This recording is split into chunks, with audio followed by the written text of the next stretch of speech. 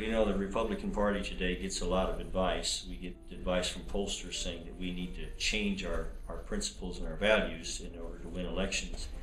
And I'm reminded that Ronald Reagan was told those kinds of things too. And the reason he used polls was to ascertain why the people believed as they did and to try to be able to articulate the real principles that would move them in the direction he believed that was right for the country. And I believe that that's what we need to do as Republicans today. If we just jettison every principle that made the country the greatest nation in the world, just so that we can have Republican in the front of the name of those people who were at the helm of this country, we haven't done future generations any favor. And you know, I remember when Ronald Reagan came to Dallas, Texas, at the National Affairs briefing. I was a very young man. It was the first campaign I had ever worked on as a volunteer, and this was, you know, amazing opportunity for someone like me to sit there with around 30,000 leaders in this country to listen to Ronald Reagan. And I remember when he stepped on the stage, the roar and the absolute pandemonium that filled that room. It was almost one of those things where the noise was so loud it was beginning to flutter, where you were blanking out and couldn't hear part of the time. And it was such a testimony to me that a man that stands for the truth and for great principles and for noble purpose has a way of inciting that in the hearts of others. He sort of lit the fire of liberty in the hearts of everybody who heard him. And of course, he went on to win enormous electoral victories.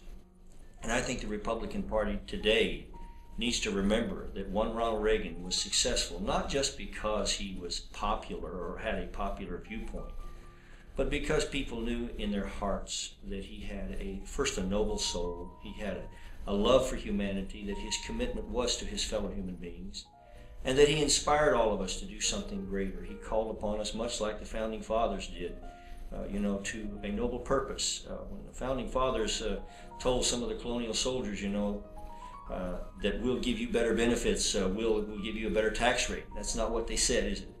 They said, no, if you follow us, we're going to be fighting the greatest military force in the human family, and we've got great challenges, and your safe return or your success is probably doubtful. You probably get killed in this effort.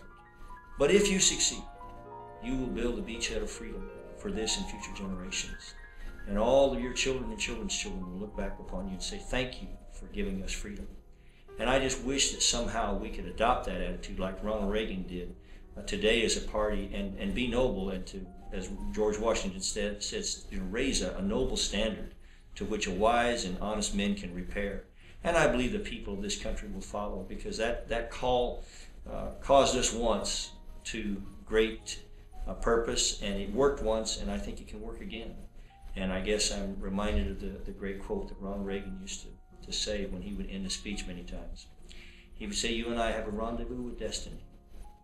We can preserve this, the last best hope of mankind on earth, for our children. Or we can sentence them to take that very last step into 1,000 years of darkness. If we do fail, at least let our children and our children's children say of us that we justified our brief moment here. We did all that could be done. And I want you to know, as a Republican and as someone that is working to see that we remember the Republican ideals of a Ronald Reagan and others, that I pray that this party can incite the notion of freedom again in the hearts of Americans, and that we will, in future days, win great elections and lead this country in the direction that will see freedom flourish in future years. But if we have to jettison our principles to get there, and I believe that it would be better for us to see that our last gasp was a cry of freedom, that our children could at least remember that. And my hope is that we will move the hearts of the people to go forward, and that our greatest days in America are yet to come.